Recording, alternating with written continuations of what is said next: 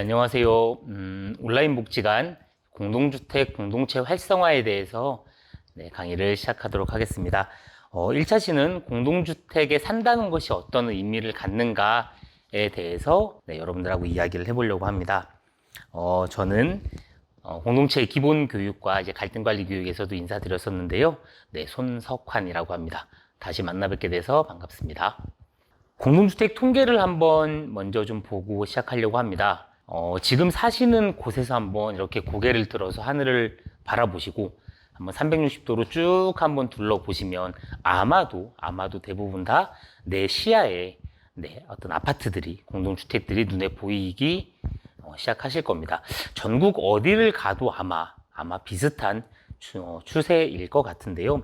통계상으로만 놓고 보면은 2019년도를 기준으로 했을 때 공동주택 중에서도 아파트가 전체의 주거에서 차지하는 비율이 한 62.3% 정도, 그러니까 10명 중에 한 6명, 7명 정도는 공동주택, 그 중에서도 아파트에 거주하는 것이 한국 사회의 대부분의 통계 수치이고요.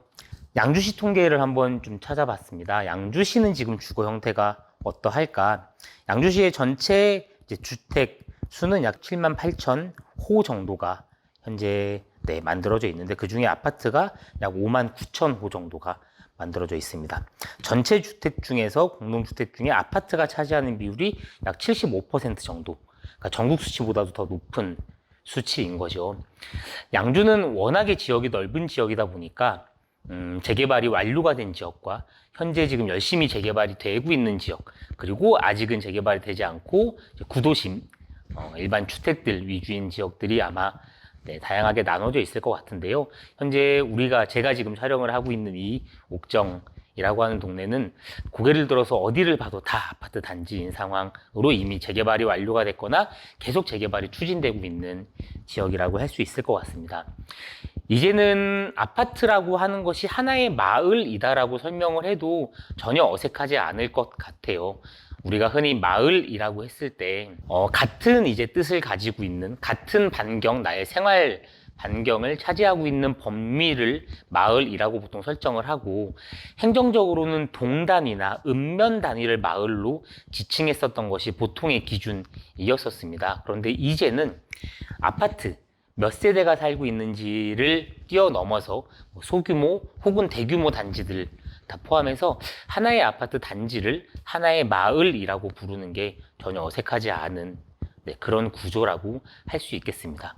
그래서 공동주택에서 어떤 공동체들을 만들어 갈 것이냐, 어떤 활동들을 할 것이냐에 대한 논의가 굉장히 오래전부터 있어 왔고요. 그럼 공동주택은 어떤 장점을 가지고 있길래 공동주택이라는 것 안에서 공동체를 좀 만들어 볼 것인가에 대한 논의, 고민, 연구도 굉장히 활발하게 진행이 되어 왔었습니다. 그래서 첫 시간에는 공동주택이라고 하는, 공동주택 안에서도 아파트라고 하는 이 구조가 어떤 장점들, 어떤 특징들을 좀 가지고 있는지, 그리고 그것이 어떻게 공동체 활동으로 좀 이어져 가보면 좋을지에 대한 이야기를 좀 드려보려고 합니다. 일단 첫 번째 공동주택의 장점이라고 할 수 있는 거는 사람들이 모여 있다라고 하는 게 첫 번째 장점일 것 같습니다. 이 사진은 옥정 메트로폴이라고 하는 옥정에 있는 지금 단지의 전경을 가지고 왔는데요. 대부분의 공동주택들이 규모의 차이는 있겠지만 중앙에 함께 모일 수 있는 공간이 있고, 그리고 각각의 집들이 그것을 둘러싸고 있는 그런 전경의 모습을 보통은 보일 것이라고 생각합니다. 이렇게 모여 있다라고 하는 것을 조금 더 구체적으로 들여다보면 마을이 도보로 이동이 가능한 하나의 마을이라고 하는 게 공동주택 단지가 가지고 있는 첫 번째 장점일 것 같습니다. 차를 타고 막 멀리 이동해서 무언가 활동을 하는 것이 아니라 도보로 이동이 가능한 하나의 규모로 압축적으로 모여 있다라고 하는 것. 이거는 이 현상만 놓고 봤을 때는 이게 무슨 장점이 될 수 있을까라고 생각할 수도 있지만, 이 아파트 안에서 다양한 활동을 진행하는 데 있어서는 굉장히 큰 장점으로 발휘될 것입니다. 그러한 이야기, 사례들 차차 또 말씀을 드리도록 하겠습니다. 두 번째는 모여있기 때문에 이웃들하고 자주 만날 수 있다라고 하는 것이 두 번째 장점이라고 할 수 있습니다. 아마도 한 동 혹은 한 통로 내가 하루에도 몇 번씩 만나는 이웃들이 분명히 존재할 겁니다. 보통 아파트에서 공동체 활성화 활동을 한다고 했을 때 제일 먼저 가장 보편적으로 많이 하고 있는 게 이웃들과 서로 인사하기 캠페인 같은 활동을 제일 많이 하거든요. 보통 아파트는 사생활이 굉장히 보호가 되고 옆집에 누가 사는지도 모른다, 뭐 이런 이제 단점 이야기하기도 하지만 그거를 장점으로 한번 승화시켜 본다면 자주 만나는 이웃들, 언제든지 만나서 이야기 나누고 수다 떨 수 있는 주민들이 함께 모여 있다라고 하는 것, 그리고 하루를 그 단지 안에서 생활했을 때 자주 만날 수 있는 이웃들이 반경 뭐 몇십 미터 혹은 몇백 미터 안에 모여 있다라고 하는 게 공동주택의 가지고 있는 또 하나의 장점이라고 할 수 있겠습니다.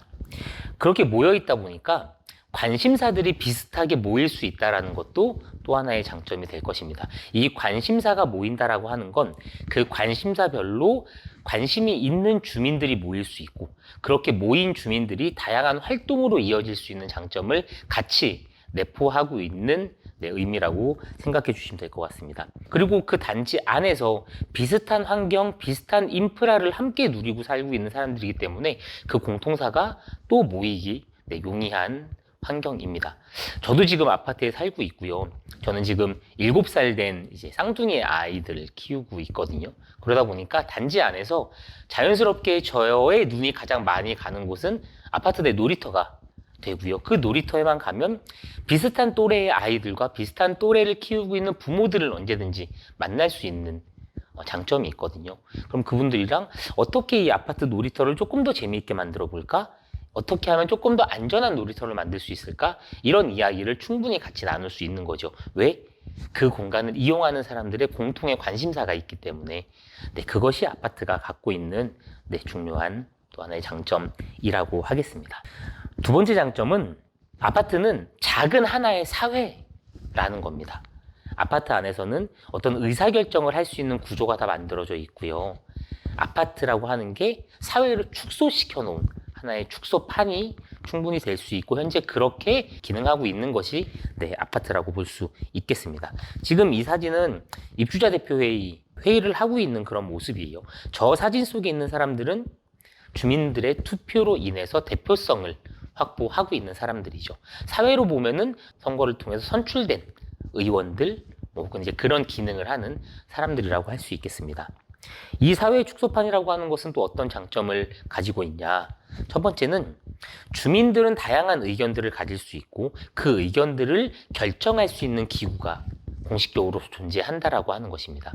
이게 대표적인 사회의 축소판의 모습이죠. 수많은 사람들은 각각의 의견을 가지고 있습니다. 우리 아파트가 어떤 아파트가 되었으면 좋겠다, 어떤 시설이 있었으면 좋겠다, 어떻게 우리가 아파트의 문화를 만들어 갔으면 좋겠다, 이런 다양한 의견들을 동대표라고 하는 대표성을 가지고 있는 사람들, 그리고 그 동대표들이 모여져 있는 입주자 대표회의 혹은 임차인 대표회의 등등의 대표 기구에서 논의하고 결정하는 그런 대의민주주의 라고 하는 제도를 똑같이 사회와 마찬가지로 이 아파트 내에서 구현되고 있다라고 하는 거죠. 그래서 자연스럽게 이러한 의사소통의 체계들을 또 학습할 수 있는 기회, 작은 기회가 이 아파트 안에서 이루어질 수 있습니다. 두 번째는 여러분은 관리사무소라고 하는 이 조직을 어떤 시각으로 바라보고 계신지 궁금합니다. 저는 관리사무소가 각 영역에서 굉장히 전문적인 역량을 가지고 있는 사람들이 모여있는 기구라고 생각을 합니다. 관리사무소에는 뭐 조경의 전문가도 있고요, 전기의 전문가도 있고요, 시설의 전문가도 있습니다. 그리고 관리의 전문가도 모여져 있죠. 관리사무소의 직원들이 뭐 아파트의 어떤 허드렛 일을 도와주기 위해서 존재하고 있는 게 아니라 각 영역에서 전문가들이 우리 아파트에 살고 있는 주민들이 조금 더 행복한 삶을 살 수 있도록 지원하는 각 영역의 전문가들이다라고 이 관리사무소를 생각해 주시면 좋겠습니다. 보통 아파트 공동체를 만드는 데 있어서 되게 중요한 요소 중에 하나가 이 관리사무소의 결합이라고 하는 측면을 이야기합니다. 이 측면을 조금 더 쉽게 해석해 보자면 수많은 전문가들이 공동체 활성화에 함께 할 수 있는 장점이 있다라고 하는 거죠. 그래서 관리사무소를 그냥 뭐 청소하는 사람들 혹은 아파트에 뭐 민원이 발생했을 때 민원을 해결하는 사람들이라고 하는 시각보다는 각 영역에서 우리가 도움받을 수 있는 전문가들이 모여져 있는 그룹이다라고 생각을 해주시면 관리사무소 거기서 일을 하고 있는 직원들이 조금 다른 시각으로 바라봐질 수 있을 겁니다. 우리 마을에 너무나 훌륭한 소중한 자원이다라고 해석해 주시면 좋을 것 같습니다. 세 번째는 제도적으로 분쟁, 갈등을 관리하거나 커뮤니티를 활성화하기 위한 공동체 활성화 이사를 둔다거나 하는 공식 기구 제도들이 법적, 제도적으로 존재하고 있다라고 하는 겁니다. 이런 것들이 제도화된 거에 역사가 길지는 않습니다. 하지만 앞서 통계 자료에서도 봤듯이 이제는 공동주택이라고 하는 것, 아파트라고 하는 게 전 국민의 한 70% 정도가 아파트에 살고 있기 때문에 우리의 마을의 대표적인 하나의 형태라고 볼 수도 있는 거죠. 그러다 보니까 어떻게 하면 조금 더 행복하게 살 수 있을까라고 하는 고민들을 제도적으로, 법적으로 하고 있는 것이 지금의 추세입니다. 그래서 갈등을 관리하기 위한 분쟁기구들도 만들어져 있고 커뮤니티들 각각의 특히나 지금 막 생기고 있는 신생 단지들은 너무나 좋은 시설 인프라들을 가지고 있잖아요. 그런 것들을 어떻게 활성화시킬 것인가라고 하는 그런 공식 기구들이 존재하고 있다라고 하는 것, 이것이 또 하나의 특징이라고 하겠습니다. 이런 모습들은 다 우리 사회가 구현하고 있는 모습들입니다. 그런 사회가 구현하고 있는 모습이 축소돼서 하나의 사회를 구현하고 있는 것이 아파트이다라고 생각해 주시면 될 것 같습니다.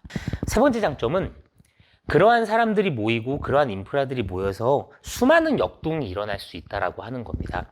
지금 보시는 이 공간 어느 외부에 있는 도서관 같은 모습이죠. 이거 실제 아파트 안에 있는 도서관의 전경입니다. 역동이 일어날 수 있다는 거의 첫 번째는 좋은 인프라들을 확보하고 있다라고 하는 겁니다.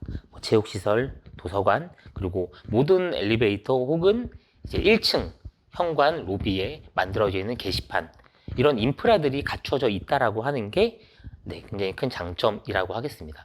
보통 마을 활동을 할 때 마을에 진짜 공간이 필요해, 우리는 공간만 있으면 너무 좋을 것 같아 라고 하는 이야기들을 전통부락에서 살고 있는 아니면 단독주택들, 아직 개발되지 않은 지역의 원도심에 살고 있는 주민들은 그런 욕구가 굉장히 많으시거든요. 근데 이제 아파트라고 하는 이 작은 사회는 이러한 공간적인 인프라들을 너무나 잘 확보하고 있다라고 하는 장점을 가지고 있습니다. 두 번째는 그러한 시설들을 같이 누리면서 비슷한 공동사들을 확보할 수 있다라고 하는 점이죠. 앞서 설명했던 것처럼, 앞서 제 이야기를 드렸던 것처럼 저는 놀이터라고 하는 것을 기반으로 해서 우리 아파트의 인프라를 활용하고 있고 더 좋은 아파트가 될 수 있는 고민들을 하고 있는 것처럼 체육시설, 도서관, 다양한 이 인프라들에서 그것들을 누리면서 사는 행복한 삶, 그리고 더 행복해지기 위해서 그 공간을 어떻게 만들어 볼까라고 하는 고민들, 그런 것들이 이루어질 수 있는 게 아파트가 가지고 있는 또 하나의 특징이라고 하겠습니다. 그리고 가장 큰 특징은 그렇게 만날 사람들을 찾는 것이 용이하다라고 하는 겁니다. 일단 그 공간의 목적이라는 것이 다 있잖아요. 어느 공간이건지 그 공간이 가지고 있는 목적이 있는데 그 공간에 와 있는 사람들은 비슷한 목적을 가지고 있는 사람들이 모여 있게 되는 거죠.